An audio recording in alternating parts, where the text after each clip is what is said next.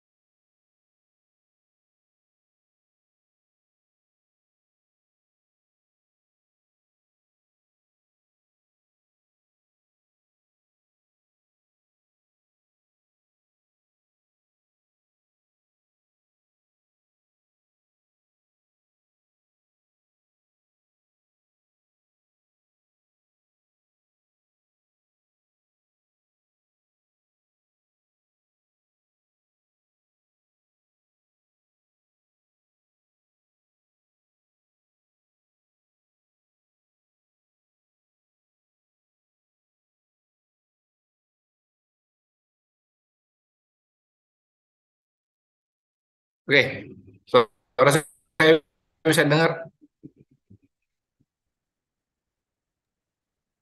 Putus-putus, Pak. Ada kendala mungkin. Putus-putus ya. Masih putus-putus. Ya udah deh, karena saya share screen dulu aja.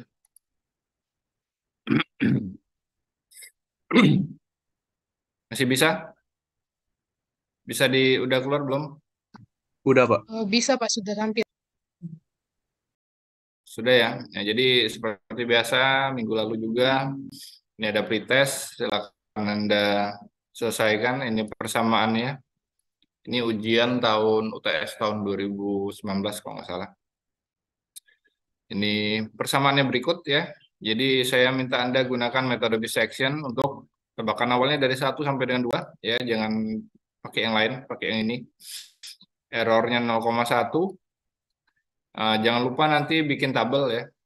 Tabel untuk data yang menunjukkan tiap-tiap iterasi itu A-nya berapa, B-nya berapa, C-nya berapa, FA-nya berapa, FB-nya, FC-nya berapa.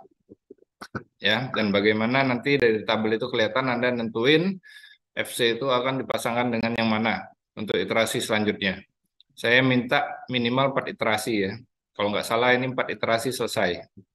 4 atau 5 iterasi selesai.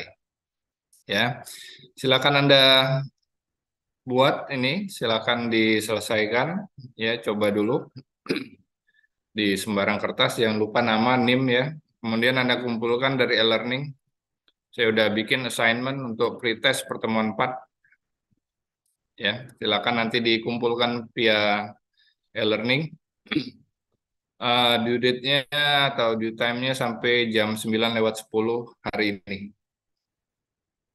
Oke, silakan dikerjakan. Kalau ada yang pertanyaan, silakan ditanyakan pada saya. Saya nggak kemana-mana. Saya di sini aja, ya. Paling video sama suara aja saya matiin. Oke, selamat mengerjakan.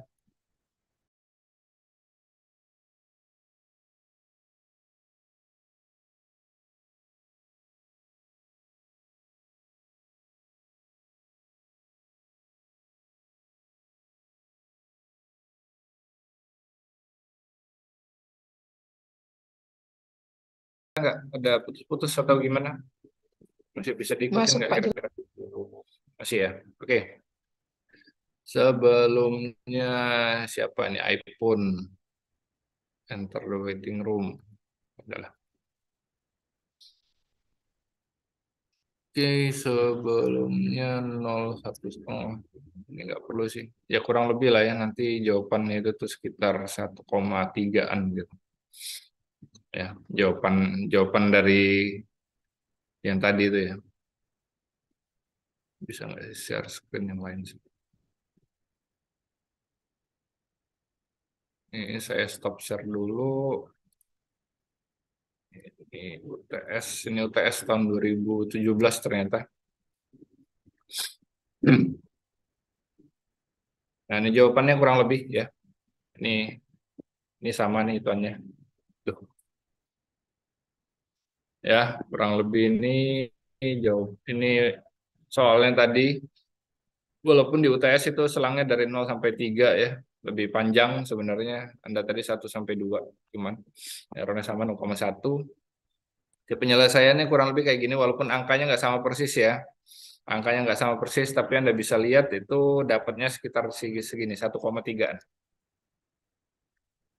Ya, dapatnya sekitar 1,3. Ya, kurang lebih di minus 0,08. Ya. Ya, walaupun nilainya nggak bakalan persis sama, ya, yang Anda dapetin pastinya nggak bakal persis sama, tapi ya kurang lebih sekitar 1,3.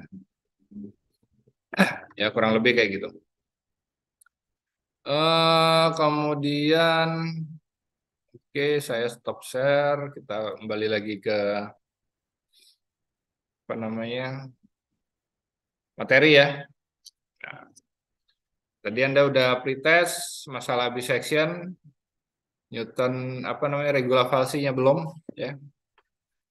Nanti regula falsinya bisa dikasih apa ya tugas atau gimana, tapi mungkin bisa dilewatin aja dulu.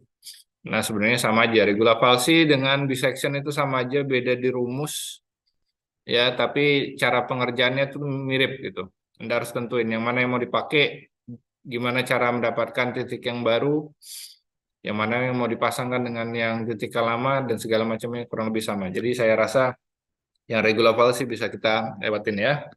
Oke, metode terbuka sekarang ya. Kalau kemarin itu metode metode tertutup itu ada namanya bisection dan regula falsi. Di mana metode tertutup ini perlu tebakan awal, di mana tebakan awal dari A sampai B ya, anggap aja kayak gitu, kita harus pastikan di sini ada akarnya. Makanya dia namanya metode tertutup karena dikurung oleh nilai yang memang jelas ada akarnya. Ya, ciri-ciri ada akar apa? Ya, dia pasti akan melewati nol. Ketika akan melewati nol, itu pasti akan ada perubahan tanda dari plus ke minus ataupun dari minus ke plus. Ya, nah metode terbuka ini berbeda. Ya, dia bisa pakai angka sembarang, tidak perlu dua, walaupun second ini perlu dua, ya, tapi Anda nggak perlu cek dulu, tidak perlu ngecek apakah ada akar atau tidak. Jadi langsung pakai aja, terserah, langsung pakai aja, nggak usah dicek lagi, langsung jalanin. Nanti ada kaidahnya atau ada caranya, ya. Nah, caranya itulah yang nanti akan membedakan antara metode, metode terbuka dan metode tertutup. Tentunya kalau metode tertutup pasti akan ada akarnya karena dari awal udah dicek. Kalau metode terbuka belum tentu konvergen atau belum tentu dapetin hasilnya nanti. Yang pertama Newton-Raphson, ini cuma butuh satu tebakan awal, bebas angkanya sembarang. Metode second butuh dua, bebas juga sembarang, nggak perlu dicek. Ya, saya jelasin dulu. Sebenarnya Newton-Raphson ini adalah metode yang paling yang menu utama sih, kalau menurut saya menu utama dari persamaan nonlinear ini. Ya, kenapa menu utamanya di Newton-Raphson? Karena Newton-Raphson ini nanti bisa Anda pakai untuk mata kuliah ataupun metode-metode lainnya ya yang mungkin berguna dalam Anda menerapkan ilmu atau disiplin ilmu yang lebih terapan ilmu yang lebih advance lagi.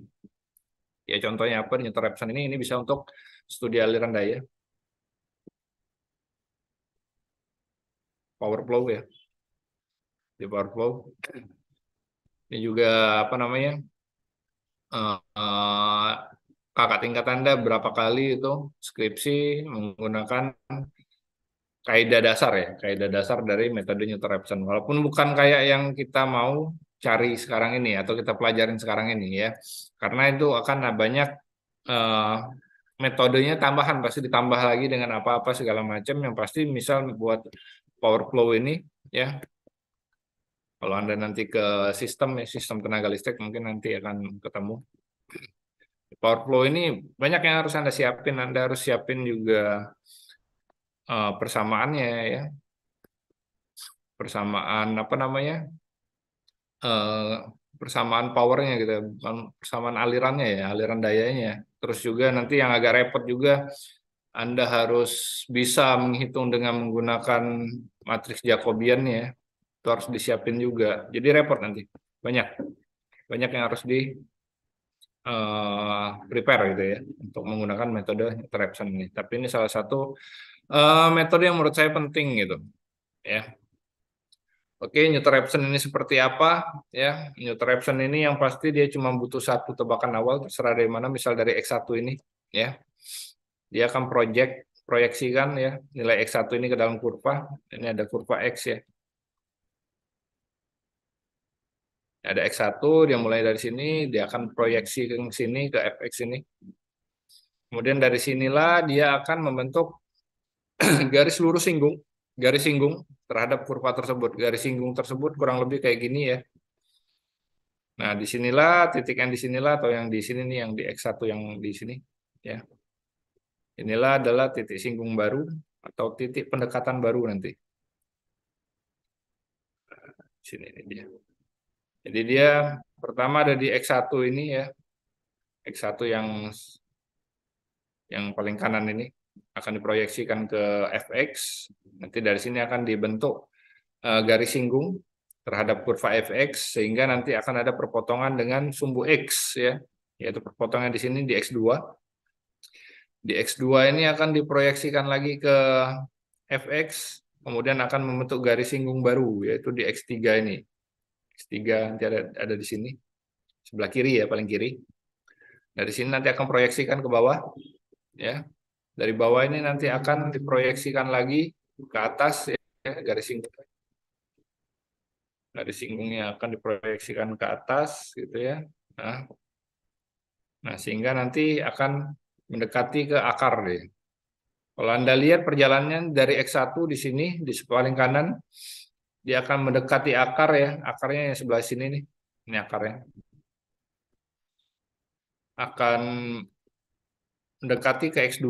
Nah, tapi pada saat dari X2 ke X3 dia jauh. X3-nya di sebelah paling kiri, jauh. Nanti akan deketin lagi. Nah, makanya metode ini dia melompat-lompat gitu ya. Karena dia melompat-melompat itulah dia konvergensinya cepat, tapi juga ada resikonya. Resikonya bisa aja dia tambah jauh. Tambah jauh dari akarnya. Nah, nanti kita lihat lagi gimana proyeksinya kurang lebih dari gambar ini. Ya, mulainya di sini ya. X1 yang paling kanan. Ya, dari X1 ke situ garis singgung dapat di X2 ini, dari X2 tarik lagi garis singgung dapatnya ke X3 kan ngejauh ya, X3-nya di sini ya. Tarik ke bawah dapat X4-nya di sini, tarik ke bawah lagi dapatlah nanti di X5 di sini, sudah hampir mendekati sekali. Ya. Nah, nanti ini filenya ada di e-learning juga, bisa Anda lihat-lihat lagi ya. Nah, bisa cermati lagi. Ya, saya lanjutin ya. Kurang lebih kaidahnya seperti itu ya, Newton-Raphson. Jadi ini emang konvergensinya apabila pas gitu ya, titik awalnya pas itu bisa sangat cepat sekali dapetin akarnya. Nah, cuman satu kelemahannya dari Newton-Raphson ini. Yang pertama ya, kelemahannya tentu saja belum tentu konvergen. Yang kedua, kelemahannya dia ada rumusnya ini. Ya. Saya jelasin satu-satu. Xn plus 1 ini adalah X untuk atau nilai X yang baru ya. Kalau tadi Anda dari bisection ataupun dari regula falsi ini anggap aja titik C. Titik baru gitu. Titik baru yang Anda gunakan untuk iterasi selanjutnya. Ya, karena dia cuma butuh satu titik. Jadi titik tersebut langsung dipakai, nggak perlu dipasangkan lagi dengan yang lama gitu. Nah, ini adalah X untuk iterasi selanjutnya. Ya, XN ini adalah X sekarang. X yang kita pakai, tebakan awal yang kita pakai gitu. X yang akan kita pakai. Dikurang dengan FXN ya, berarti yang X yang sekarang itu dimasukkan ke dalam FX. Nah, yang jadi masalah dia harus dibagi dengan turunan pertama dari FX. Nah, yang jadi masalahnya turunannya ini. Anda bisa nggak nurunin suatu persamaan gitu. Kalau Anda nggak bisa nurunin, ya nggak bisa pakai rumus ini. Dan juga sekalipun Anda bisa nurunin persamaan, ya tidak semua persamaan dengan gampang bisa diturunkan. Misal, persamaan dengan menggunakan apa? Logaritma misalnya. Persamaan pakai log misalnya. Atau persamaannya pakai trigonometri, pakai sin, kostan. Itu susah buat diturunkan. Nggak sembarangan nuruninnya. Nah, jadi Newton-Raphson ini ya rumusannya sederhana sebenarnya. Tapi yang jadi kesulitan adalah angka di bawah yang ini, yaitu turunan pertama dari fx. Ketika Anda bisa nurunkan itu, ya menurunkan persamaan fx, Anda bisa pakai. Ketika nggak bisa nurunin, nggak bisa pakai. Terpaksa harus pakai metode yang lain. Ya. Nah, jadi kalau misalnya cuma persamaan binomial biasa ya, polinomial biasa mungkin ya nggak terlalu susah gitu ya. Misal kayak X pangkat 3 dikurang 2X kuadrat ditambah 8X misalnya, dikurang 6 misalnya kayak gitu. Nah, kalau cuma kayak gini kan gampang nuruninnya. Coba kayak gimana nuruninnya? Ini jadi berapa nih? Ada yang nggak bisa nggak? Bilang kalau ada yang nggak bisa nurunin yang kayak ginian aja. Nah, ini gimana turunan pertamanya berapa coba? 3x kuadrat min 4x plus Plus berapa? 8, Pak. Oke, ini turunan pertamanya. Turunan kedua bisa nggak? Turunan kedua. Berapa turunan kedua? 6x min 4. 6X kurang 4. Ya, refreshing aja. Kalau ada yang lupa, dia nggak tahu ya belajar lagi sama teman ya, tanya. Ya, nah, ini agak ngaco kalau udah semester 4 nggak tahu nurunin persamaan. Ya, nah jadi di sini saya disclaimer dulu ya, rumus ini bisa Anda gunakan kalau Anda bisa nurunin persamaan. Kalau nggak bisa nurunin, ya udah nggak usah pakai, nyerah aja. Pakai yang lain, masih ada metode yang lain. Ya. Nah, oke, ini contoh soalnya ya. Fx sama dengan x pangkat 3 plus 4x kuadrat minus 10. Nah, ini sama dengan kayak bisection kemarin, sama kayak regula palsi kemarin. Tebakan awalnya x-nya 2 gitu ya. Kalau kemarin tebakan awalnya x sama dengan 1 dan x sama dengan 2 gitu.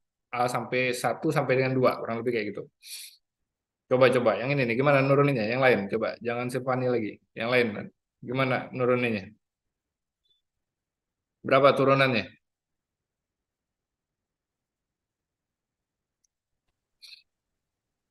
3x kuadrat Saya tunjuk aja ya. tambah 8 Berapa? Siapa? Siapa jadi berapa? 3x Zaki kuadrat boleh. tambah 8x. Nah, oke, benar ya. Salah ya. Oke, saya lanjutin ya. Pertama kita X sama dengan 2 yaitu tebakan awal sembarang mau 3, mau 4, mau 10, mau berapapun boleh gitu ya. Tapi ya di sini contoh soalnya 2 ya. Nah, berarti kita punya ini persamaan awalnya ya. Yang sebelah sini adalah turunannya. Ya, masing-masing ini kita masukkan F2 ya, nilai 2 ini kita masukkan ke dalam sini, terus kita masukkan juga di dalam sini. Ya, turunan pertama atau F2 ya, persamaan apabila X yang kita masukin nilai 2 itu dapatnya 14, sedangkan untuk turunan pertamanya dapatlah 28. Ya, rumusnya simpel, ini tadi rumusnya, sekedar mengingatkan lagi ya. Berarti XN ini adalah 2 ya, tadi ya. dikurang fxn berarti yang 14 ini dibagi turunan pertama dari fx-nya yaitu 28. Nah, ini dapatlah 2 dikurang setengah, dapatlah 1,5. Nah, nilai 1,5 inilah yang akan kita gunakan lagi sebagai pengganti dari nilai 2 awal tadi. Jadi diulangin lagi. Ya, nanti buat F 1,5 itu berapa? F turunan pertama dari 1,5 ini berapa? Nah, itulah nanti terus dicari terus ya sehingga nanti ya Anda dapetin balik lagi ke tabel. Angka pertama itu 2, sorry. Ya, angka pertama itu untuk iterasi yang pertama ini, iterasi 0 lah ya, anggap ya. Itu 2 ya. 2 dimasukkan ke dalam rumus tadi ya dapat 1,5. Ya, di mana nilai F-nya 14 dan nilai turunan pertamanya 28. Nah, nilai 1,5 ini langsung masuk ya, gantiin nilai 2 ini tadi untuk iterasi yang selanjutnya. Sehingga dapatlah untuk 1,5 itu ya, F1,5 itu adalah 2,375 dan turunan pertama dari 1,5 itu 18,75.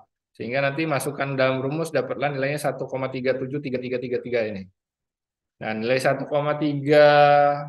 sekian-sekian ini inilah yang dipakai untuk X yang baru ya. Nah, kenapa kita masih terusin? Karena nilai 1,5 ini masih 1,33 sekian ini gitu ya. Atau nilai fx-nya ya di sini nih. Yang kolom yang sebelah sini. Nah, ini ada nilai fx-nya, di mana 2,37 ini masih lebih dari 0,1, berarti belum ya. Kita masukin lagi sekarang nilainya untuk iterasi selanjutnya ya. 1,333 tadi kita masukkan dalam persamaan masih 1,343 ini sekian. Yang pertamanya 16, masukin dalam rumus dapat 1,365 sekian ini. Nah, di 1,35 sekian ini harusnya kita cek gitu ya. Masukkan ke dalam fx atau kita lanjut aja lah ke iterasi selanjutnya. Oh, ternyata nilai yang ini udah 0,0 sekian ini ya. Ini masih 0, di atas 0,1, yang ini udah 0,0 sekian ini, kurang dari 0,1. Nah, artinya nilai yang ini ya tanpa Anda harus cari lagi yang ini juga nggak masalah. Nah, nilai ini adalah nilai yang ini. Nilai X 1,36 ini masukin fx ya, itu dapat 0,0053. Itu udah memenuhi dari errornya atau memenuhi galatnya 0,1 ya. Nah, sehingga kita bisa bilang bahwa nilai 1,36526 ini itu adalah nilai X pendekatan atau akar pendekatannya. Nah, Anda bisa lihat di sini ya, anggap aja ini iterasi 1, 2, 3, 4 gitu ya. Walaupun di iterasi ketiga itu udah dapat, tapi baru dibuktikan pada iterasi keempat ya. Kalau Anda masih ingat, bisection kemarin dapatnya 6 iterasi. Ya, regula falsi itu dapatnya 4 iterasi. Newton-Raphson ini dapatnya sebenarnya 3 iterasi, anggap aja 4 iterasi gitu. Nah, tapi Anda lihat angkanya jauh lebih presisi gitu. Jauh lebih mendekati ke 0 lagi dibanding dengan regula falsi kemarin. Nah, ini salah satu contoh aja ya dari Newton-Raphson di mana tadi rumusannya gampang, tabelnya jauh lebih simpel, tapi Anda butuh menurunkan turunan pertama dari persamaan tersebut. Sulitannya cuma itu aja. Kalau saya pribadi, selama persamaan ini tidak susah gitu ya, masih sama polinomial biasa gitu ya, yang ada masalah gitu, pakai Newton-Raphson itu paling cepat, paling gampang juga gitu. Rumusannya kan perhitungannya nggak terlalu banyak gitu, dibanding dengan metode-metode yang sebelumnya ya, metode tertutup sebelumnya. Tapi ketika persamaannya itu akan susah nanti, ya susah untuk diturunkan ya sudah, kita beralih ke mungkin regula falsi gitu. Jauh lebih cepat dibanding dengan bisection. Oke, sampai sini ada yang mau ditanyakan? Kalau nggak ada, saya lanjutin ke second ya. Ini second ini sekedar Anda tahu aja, untuk info aja, dia punya rumusnya agak panjang, makanya saya agak males gitu ya. Karena ini second juga kalau Anda ingat-ingat rumusnya ya, ini rumusannya ini agak mirip dengan sebenarnya dengan regula falsi. Ya, dia juga lihat dari kesebangunan ya awalnya. Kemudian ya tadi lah ya, dia butuh dua juga ya, butuh dua tebakan awal. Kalau yang ini bebas nggak perlu dicek, ya. Bedanya itu aja sama regula falsi ya. Ini dengan rumusan yang sama. Yang penting Anda tinggal masukkan aja ke dalam rumus ya. Nanti dapat angka barunya berapa ya boleh bebas mau dipasangkan dengan yang mana gitu. Nah, misal ini nih. Yang satu, ininya dua, dapatnya nanti dari rumusannya ya. Ini nilaiannya, ini rumusannya, ini nilai dari rumusan yang di sini kolom nomor 3 ya. Nanti dapetin fx yang minus 1,6 masih jauh ya. Nah, sehingga ini nanti nah ini minus ya tadi kita harus pasangkan dengan plus gitu ya. Pasangkan dengan 2 tetap ya. 2 ini langsung pindah ke sini, dia yang ini pindah ke sini gitu. Nah, sehingga nanti ya sama kayak yang bisection dari regula falsi, nah tapi ini nanti akan selalu pindah gitu. Jadi nilai yang baru itu langsung akan menggantikan nilai yang lama gitu. Nilai yang paling lama ya itu nggak bakal dipakai lagi gitu. Yang paling lama itu langsung digantikan sama yang baru. Nah, kalau apa namanya tuh? Kalau dari kemarin ya regula falsi atau bisection kemarin ya. Nah, ini kan kita harus lihat plus minus gitu ya. Nah, tapi kalau di metode second ya salah satu bedanya juga kita nggak perlu lihatin lagi ini minus ya kayak di iterasi yang kedua nih. Nah, ini kan nilainya 1 2 sekian, ini dapat nilai baru 1 3. Ini kan nilai yang pertama, anggap aja gitu nilai kedua, nilai ketiga yang baru dapat ya. Ketika di iterasi yang pertama dapatlah nilai 1 2 dan 3 gitu ya. Nilai 3 ini nilai yang baru yang kita dapetin dari rumus gitu ya. Nah, secara otomatis nilai yang pertama itu langsung dibuang untuk iterasi yang kedua. Langsung nilai yang kedua masuk sini, nilai yang ketiga masuk sini, dapatlah nilai yang ini, nilai yang keempat. Ya. Untuk iterasi yang selanjutnya ya, nilai yang kedua ini tadi ya langsung dibuang gitu. Nilai yang ketiga itu masuk, nilai yang keempat langsung masuk juga gitu. Jadi tiap kali dapat nilai yang baru atau titik yang baru langsung pakai. Yang lama dibuang. Tanpa perlu memperlihatkan minus plus minusnya. Tanpa perlu memperhatikan tandanya. Plus minusnya nggak perlu diperhatikan. Ya. Jadi itulah kurang lebih ke bedanya dari regula falsi ya. Pertama rumusnya beda, yang kedua dia setiap kali dapat nilai yang baru langsung digunain. Gitu. Nilai yang lama nggak bakal bertahan. Pasti langsung akan digeser sama nilai yang baru. Nah, di sini kita lihat ya di titik 1,3 ini hasilnya 0,02, ini udah memenuhi kurang dari 0,1. Sehingga dia dapatlah hasilnya di 1,3 sekian dengan nilainya 0,02 gitu. Nah, di second ini kita bisa lihat dapat di 3 iterasi gitu. Nah, kalau di iterasi keempat nanti ya, misalnya saya tambahin ya iterasi keempat gitu. Nah, berarti nilai yang ini langsung diganti. Yang ini 1,3383 ya, sini dia.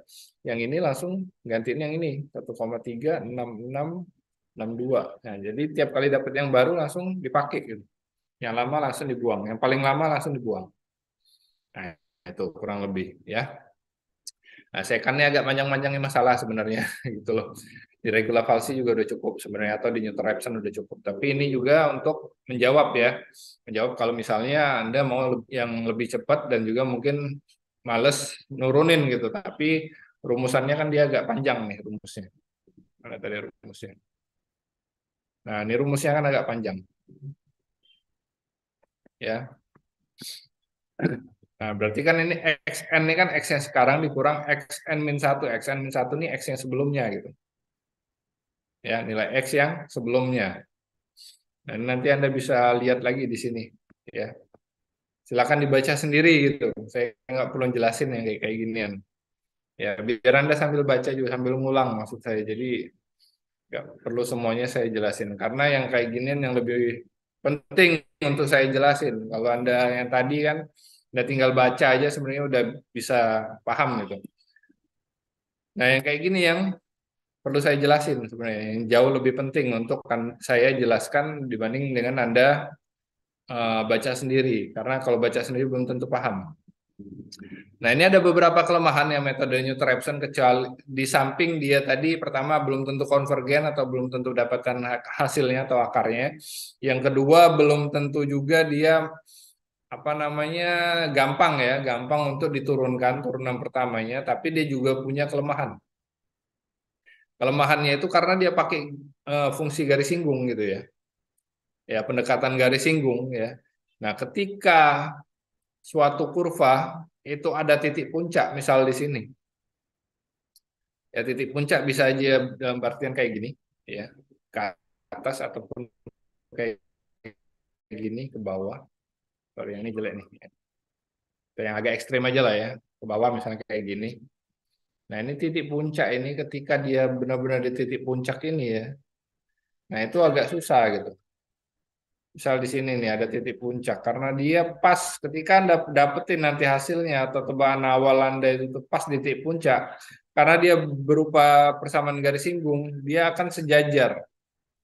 Proyeksinya akan sejajar dengan sumbu X. Artinya apa? Unlimited nanti, tak hingga. Nggak bakal dapat hasilnya.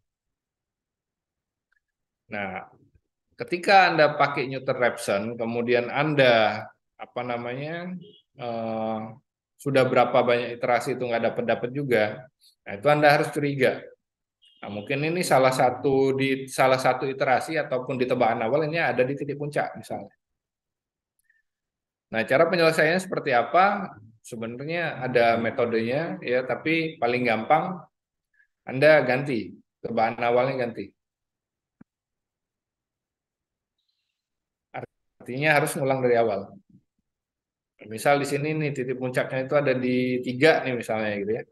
Anda jalanin, oh nggak dapat nih, udah berapa banyak nih nggak dapat juga gitu. Ya, artinya dari awal Anda harus ganti gitu. Nah, mungkin ini tadi 3 ya, gantilah tebakan awalnya di 2 mungkin. Nah, pas di 2 ini mungkin dia akan menjauhi dari titik puncak ini atau mendekati ke persamaan ke akarnya gitu. Nah, itu salah satu cara untuk mengatasinya ya. Yang kedua ya, ada di titik stasioner ya atau di titik puncak tadi ya, benar aja sama aja kayak tadi ya. Nah, kalau titik stasioner ini ya, dia misalnya di sini tadi ya. Nah, dia akan station lagi balik lagi ke titik puncak tadi gitu. Nah, itu percuma juga gitu. Harus ganti juga kurang lebih kayak gitu. Ya. Nah, kemudian selain itu juga ada akar ganda, multiple roots ya. Nah, akar ganda ini bisa seperti apa? Bisa aja misal ini contoh grafik akar ganda. Ya.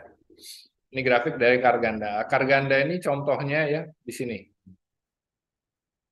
Ya, di sini juga ada akar, di sini juga ada akar, tapi saya sorotin pertama yang di sini dulu. Nah, ketika Anda menggunakan metode tertutup untuk menemukan bagian yang di sini gitu ya, bagian yang saya arsir kuning ini.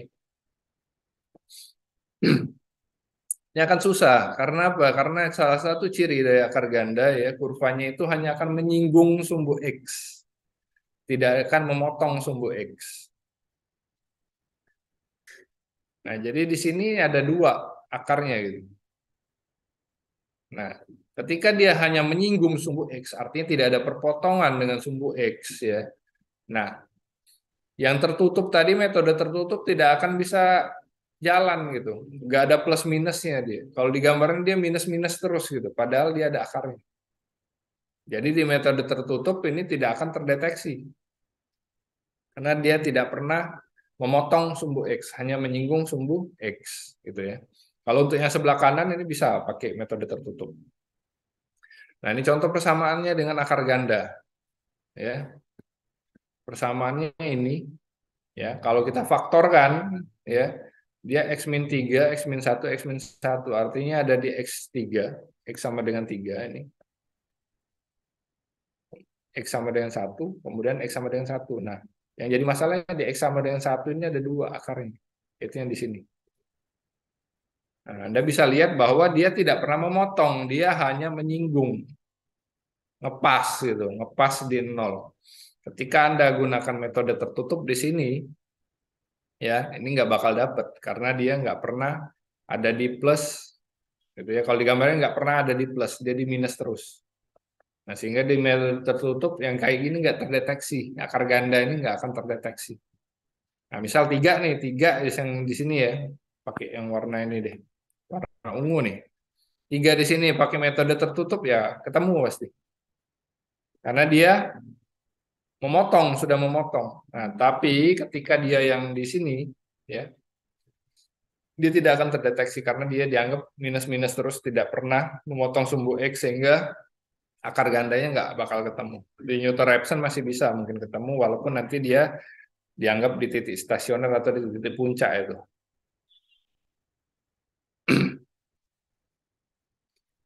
Ya, oke. Saya lanjutin ya. Ini permasalahan dari akar ganda tadi ya, sehingga ya kalau kayak gini bentuknya tadi yang X sama dengan satunya ada 2 di sini tadi ya. Nah, ini ada caranya sebenarnya untuk penyelesaiannya. Ya.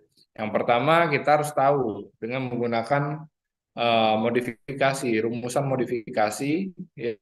Ya. Ini rumus Newton-Raphson sebenarnya ini tinggal ditambah M aja. M itu adalah jumlah akarnya. Ya, M-nya 1, ya sudah berarti sama kayak rumus biasa. Kalau akarnya ada 2 kayak yang tadi X1-nya ada 2 gitu ya. X sama dengan 1 ada 2 itu ya. Kita tulislah M-nya sama dengan 2 di sini. Kalau ada 3, M-nya tulis 3 gitu. Nah, tapi yang jadi masalah ya gimana kita mau tahu gitu jumlah akarnya ada berapa di situ.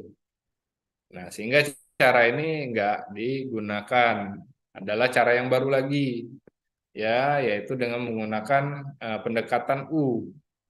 U ini dianggap fx dibagi dengan turunan pertama fx itu adalah U ya, sehingga ini akan dimasukkan nilai U ini akan dimasukkan ke dalam persamaan Newton-Raphson atau artinya dalam secara gampangnya ya, secara finalnya Anda harus menggunakan rumusnya seperti ini.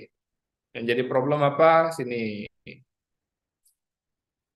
turunannya 2 kali. Ini modifikasi, rumus modifikasi Newton-Raphson untuk akar ganda. Nah, tapi di sini ya, ini jarang gitu, jarang ditemukan gitu, kecuali emang udah ketahuan, nah ini ada akar ganda nih di sini gitu kan, nilainya berapa gitu. Kalau kayak tadi kan enak nilainya sama dengan 1 ya, pas gitu sama dengan 1 ya udah gampang pakai grafik aja udah ketemu. Nah, tapi ketika nilainya itu tuh tidak pas benar-benar di mana, tapi kita tahu di sini akan ada akar ganda. Ya ciri-cirinya apa akar ganda tadi yaitu apa namanya kurvanya ya itu tidak pernah memotong sumbu X, hanya menyinggung sumbu X, pas di 0 di sumbu X gitu, tidak pernah memotong. Nah, ketika Anda dapetin kurva yang seperti itu, Anda harus untuk menggunakan Newton-Raphson ya, Anda harus menggunakan yang Newton-Raphson modifikasi ini. Rumusannya kayak gini, 2 kali nurunin kurang lebih. Contoh soalnya ada di sini ya. Ini dianggap ini tadi ada akar ganda ya, rumusannya tadi kalau nggak salah. Ntar kita back dulu ke sini tadi. Nah, ini ya rumus yang ini ya. X pangkat 3 kurang 5X kuadrat plus 7X kurang 3.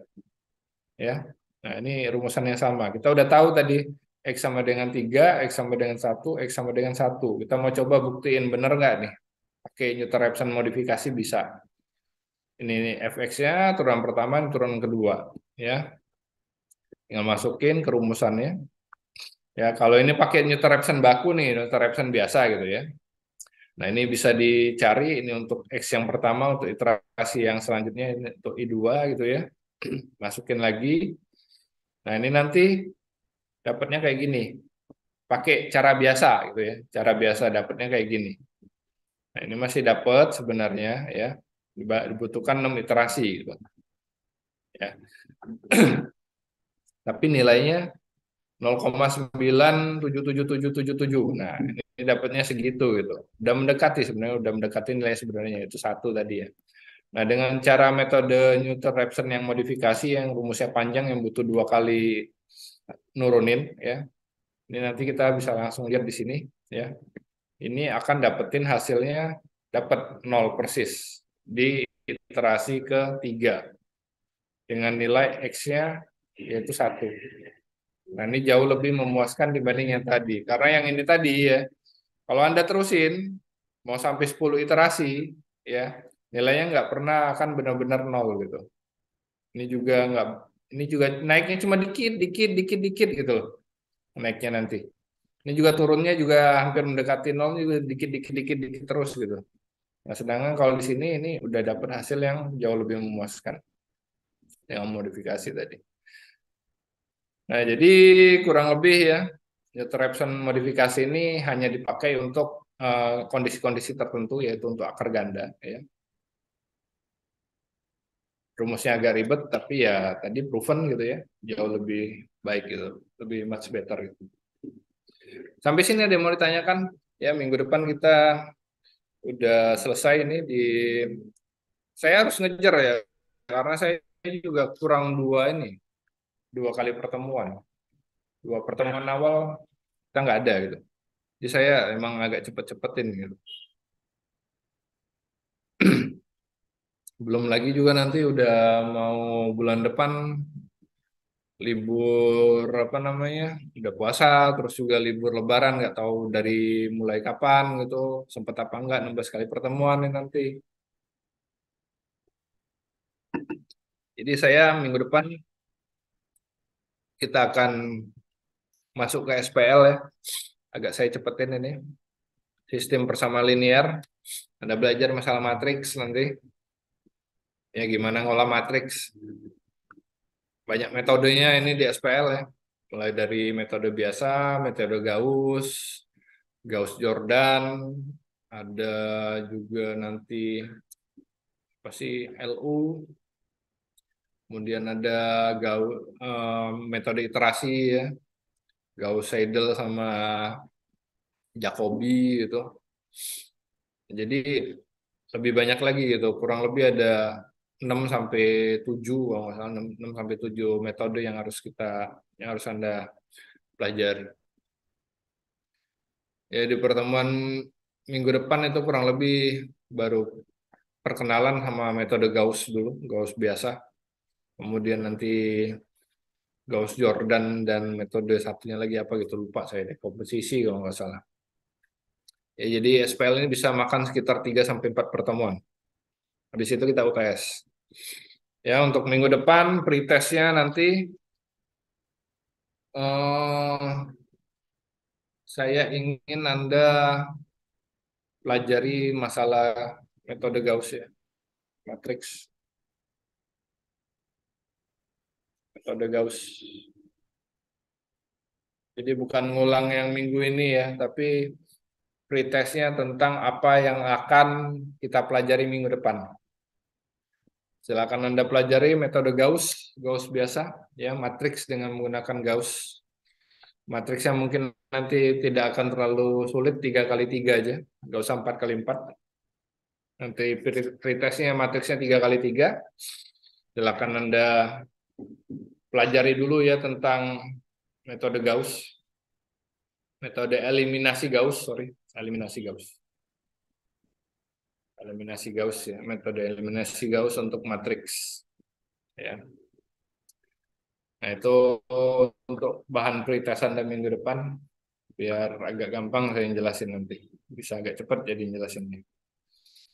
Hmm.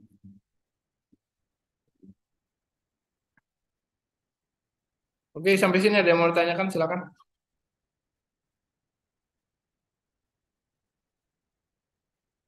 Kalau nggak ada saya mau itu dulu ya. Pesan, pesan.